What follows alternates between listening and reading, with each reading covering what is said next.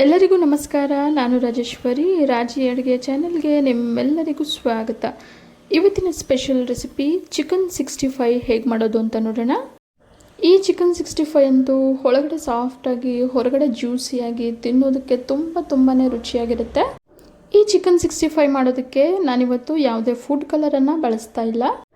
ಬನ್ನಿ ಈಗ ತಡ ಮಾಡದೆ ವಿಡಿಯೋನ ಸ್ಟಾರ್ಟ್ ಮಾಡೋಣ. ಮೊದಲಿಗೆ ನಾನಿಲ್ಲಿ ಒಂದು ಬೌಲ್ಗೆ 1 ಟೇಬಲ್ ಸ್ಪೂನಷ್ಟು ಹಚ್ಚ ಖಾರದ ಪುಡಿ, 1 ಟೇಬಲ್ ಸ್ಪೂನಷ್ಟು ಧನಿಯಾ ಪುಡಿ, 1 ಟೀ ಸ್ಪೂನಷ್ಟು ಚಿಕನ್ ಮಸಾಲ, ಅರ್ಧ ಟೀ ಸ್ಪೂನಷ್ಟು ಗರಂ ಮಸಾಲ, ಅರ್ಧ ಟೀ ಸ್ಪೂನಷ್ಟು ಜೀರಿಗೆ ಪುಡಿ, 1/4 ಟೀ ಸ್ಪೂನಷ್ಟು ಅರಿಶಿನ ಪುಡಿಯನ್ನು ಸೇರಿಸ್ಕೊಂಡಿದ್ದೀನಿ.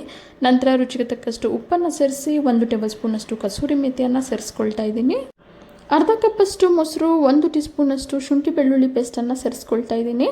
ನಂತರ 3 ಟೇಬಲ್ ಸ್ಪೂನಷ್ಟು ಕಾರ್ನ್ಫ್ಲೋರ್, 1 ಟೇಬಲ್ ಸ್ಪೂನಷ್ಟು ಮೈದಾ ಹಿಟ್ಟು, 1 ಮೊಟ್ಟೆನ ಸೇರಿಸ್ಕೊಳ್ತಾ ಇದ್ದೀನಿ. ಇದಿಷ್ಟನ್ನು ಚೂರು ಕೂಡ ಗಂಟುಗಳಿಲ್ಲದವರಾಗೆ ಚೆನ್ನಾಗಿ ಮಿಕ್ಸ್ ಮಾಡ್ಕೊಳ್ಳೋಣ.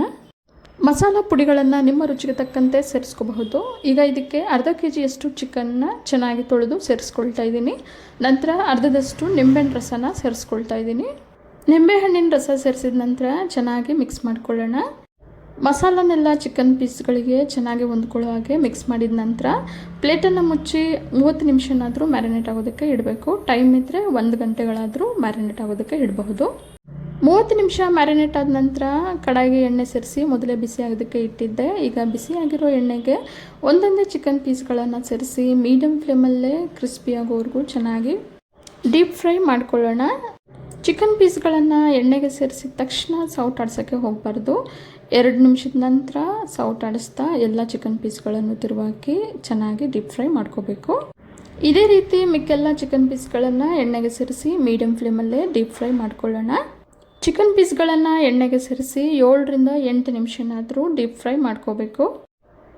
ಎಲ್ಲ ಚಿಕನ್ ಪೀಸ್ಗಳನ್ನು ಡೀಪ್ ಫ್ರೈ ಮಾಡಿ ಆಗಿದೆ. ಈಗ ಚಿಕನ್ 65ಗೆ ಬೇಕಾಗಿರೋ ಒಗ್ಗರಣೆ ಮಾಡ್ಕೊಳ್ಳೋಣ. ಅರ್ಧ ಕಪ್ಪಷ್ಟು ಮೊಸರಿಗೆ ಅರ್ಧ ಟೀ ಸ್ಪೂನಷ್ಟು ಸೋಯಾ ಸಾಸನ್ನು ಸೇರಿಸ್ಕೊಳ್ತಾ ಇದ್ದೀನಿ.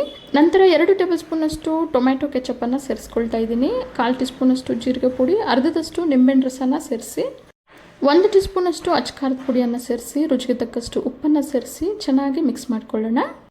ಚಿಕನ್ನ ಡೀಪ್ ಫ್ರೈ ಮಾಡ್ಕೊಂಡಿರೋ ಎಣ್ಣೆನ ಒಂದು ಬೌಲ್ಗೆ ಸೇರಿಸಿ 1 ಟೇಬಲ್ ಸ್ಪೂನಷ್ಟು ಎಣ್ಣೆನ ಕಡಾಯಲ್ಲೇ ಉಳಿಸ್ಕೊಂಡಿದ್ದೀನಿ. ಈಗ ಅದೇ ಎಣ್ಣೆಗೆ 10 ಎಸಳು ಬೆಳ್ಳುಳ್ಳಿನ ಸಣ್ಣಕ್ಕೆ ಹೆಚ್ಚಿ ಸೇರಿಸ್ಕೊಳ್ತಾ ಇದ್ದೀನಿ. ನಂತರ ಸ್ವಲ್ಪ ಗೋಡಂಬಿನ ಸೇರಿಸ್ಕೊಳ್ತಾ ಇದ್ದೀನಿ. 5 ಹಸಿಮೆಣಸಿನ್ಕಾಯಿನ ಕಟ್ ಮಾಡಿ ಸೇರಿಸಿ ಸ್ವಲ್ಪ ಕರಿಬೇವನ್ನು ಸೇರಿಸಿ ಬೆಳ್ಳುಳ್ಳಿ ಗೋಡಂಬಿ ಎಲ್ಲ ಲೈಟ್ ಬ್ರೌನ್ ಆಗೋವರೆಗೂ ಫ್ರೈ ಮಾಡ್ಕೊಳ್ಳೋಣ. ಬೆಳ್ಳುಳ್ಳಿ ಎಲ್ಲ ಚೆನ್ನಾಗಿ ಫ್ರೈ ಆಗಿದೆ. ಈಗ ಇದಕ್ಕೆ ನಾವು ಮೊದಲೇ ಕಲಸಿಟ್ಟಿರೋ ಮಸಾಲಾನ ಸೇರಿಸ್ಕೊಳ್ಳೋಣ. ಮಸಾಲಾನ ಸೇರಿಸಿ ಮೀಡಿಯಮ್ ಫ್ಲೇಮಲ್ಲೇ 2 ರಿಂದ 3 ನಿಮಿಷ ಬೇಯಿಸ್ಕೊಳ್ಳೋಣ. ಮಸಾಲ ಎಲ್ಲ ಚೆನ್ನಾಗಿ ಬೆಂದಿದೆ. ಈಗ ಇದಕ್ಕೆ ನಾವು ಮೊದಲೇ ಡೀಪ್ ಫ್ರೈ ಮಾಡಿಟ್ಕೊಂಡಿರೋ ಚಿಕನ್ನ ಸೇರಿಸ್ಕೊಳ್ತಾ ಇದ್ದೀನಿ. ಈಗ ಮಸಾಲ ಎಲ್ಲ ಚಿಕನ್ ಪೀಸ್ಗಳಿಗೆ ಚೆನ್ನಾಗಿ ಹೊಂದ್ಕೊಳ್ಳೋ ಹಾಗೆ ಫ್ರೈ ಮಾಡ್ಕೊಳ್ಳೋಣ. 1 ಟೇಬಲ್ ಸ್ಪೂನಷ್ಟು ಬಿಳಿ ಎಳ್ಳನ್ನು ಸೇರಿಸ್ಕೊಳ್ತಾ ಇದ್ದೀನಿ. ಬಿಳಿ ಎಳ್ಳು ನಿಮಗೆ ಬೇಕಂದರೆ ಸೇರಿಸ್ಕೋಬಹುದು, ಇಲ್ಲದಿದ್ದರೆ ಸ್ಕಿಪ್ ಮಾಡ್ಕೋಬಹುದು. ಈ ರೀತಿ ಬಿಳಿ ಎಳ್ಳನ್ನು ಸೇರಿಸಿ ಚಿಕನ್ ಜೊತೆ ತಿನ್ನಬೇಕಾದ್ರೆ ತುಂಬಾ ರುಚಿಯಾಗಿರುತ್ತೆ. ಹಾಗಾಗಿ ನಾನು ಸೇರಿಸಿದ್ದೀನಿ.